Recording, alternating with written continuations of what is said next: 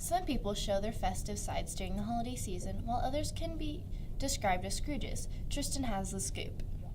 Thanks, Abby. Hi, my name is Tristan P., and today I'm going to be sharing a little tradition that I was told about.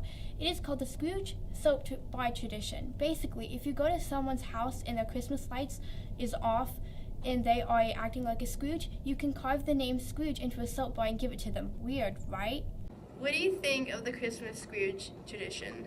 I think that the Christmas Scrooge tradition is really actually funny and that it's a harmless joke. I think it's a good idea, but some people might really hate it. I think it's really funny. So please do promise me you will put up your Christmas lights this year. I don't want to have to give you a soap bar. Back to you, Molly. Thanks, Tristan. Let's take a quick commercial break. This newscast has been brought to you by Whippet Nation and CLJMS Middle School Journalism Team, where your choice is the student's voice. And we're back just in time to take a quick look at a family's antique shop. Peyton? Thanks, Abby. Hi, I'm Peyton S. Have you ever wondered how you can run a business? Have you ever wanted a great style piece for your home? If so, then this information I presented may be helpful. I recently interviewed the owner of an antique shop located in Hildreth.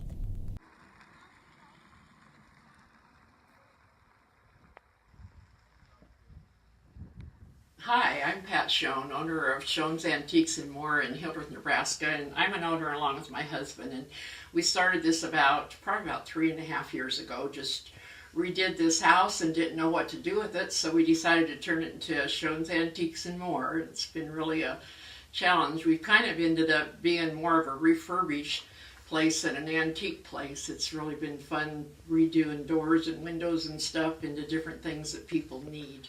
In our store, there's just about everything. We've got a lot of antiques. We've gone out and picked on a lot of people's farms. We have doors and windows and thresholds and stuff from one house that was built in 1903. We've got a lot of new things. Since we can't consign things, we just have a large variety of anything. But anything that people bring in or anything that we can get, we can sell. If we can't sell it here, we can sell it online. We use a lot of different avenues for selling our products. One of my favorite is on Facebook. I'm on all the different Facebook sites and really gotten to know a lot of friends and did a lot of craft shows. We take our things when we can carry them. A lot of the things get really heavy, but we go to a lot of craft shows. But Facebook is a really good opportunity out there, and I've sold a lot of things on eBay.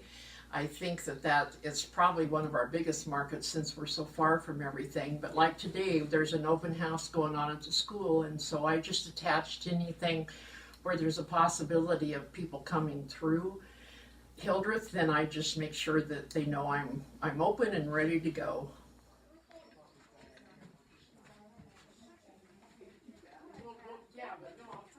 We've had a really good time making birdhouses, and this is barnwood from a farm outside of Hildreth, and the license plate belongs to one of Ivan's very close friends that died on his farm, and so we've just made a whole bunch of birdhouses out of things that are close.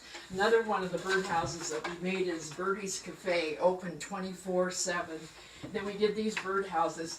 These are cow stanches where they milk cows. They used to put their heads in those.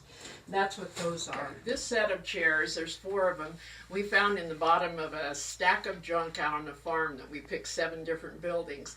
And so we took them apart, took the seats out and stuff, and we're putting them back together. And I did reupholstering, so I reupholstered the seats and painted this. I still don't know if it's going to be gray or if it's going to be black, but we've got lots of paint and lots of things that we can fix it with. But that's just kind of an idea of what we're doing. We just get way too much stuff and not enough time to get it all done. We've met hundreds of people by running the shop, and just really gotten to know a lot of neat new friends. We did the Funky Junk thing where there were thousands of people showed up there. A lot of people took our cards, and so we've got a lot of contacts from there. With Facebook, we've had people come from Superior, from Imperial, from Colorado, from all over to pick up our items. We don't see a lot of Hildreth people, but we see people from all over. And one of the fun things that we've done, neither one of us really realized that we could paint and we could make things, and so that's been a fun thing. So we've just really had a good time doing that and have really redone a lot of different items so they can go back in people's houses that were going to be thrown out before. Okay. And I also have like one old. This is one of our really fun things that we've redone. I've kind of ignored selling it because we kind of liked it. The door is from an old potato chip store or factory in Kearney many, many years ago, and it had these really cool door openers and stuff on them, so we stained it and made them look alike. The back of it is a window, not a window, it's a ceiling tile from that potato chip factory, and where I got these, they had not been seen, they hadn't been out of the garage for 75 years.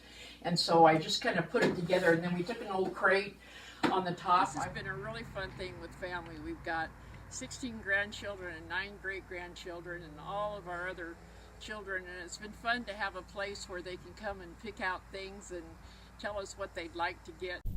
Thanks for watching, and a special thanks to Pat Schoen for letting me interview her about her shop. The C.L. Jones Middle School conducted a canned food drive that lasted from the end of November into early December. The school collected over 1,000 cans, and Miss Paulson's class won a traveling trophy of the most cans collected with a total of 850 cans. This food drive is held every year by the C.L. Jones Middle School Student Council. All in all, this canned food drive really is a good thing. I hope it continues for many more years to come. Back to you, Abby. And that's today's news. Thank you for tuning in to CLJMS News, where your choice is the student voice.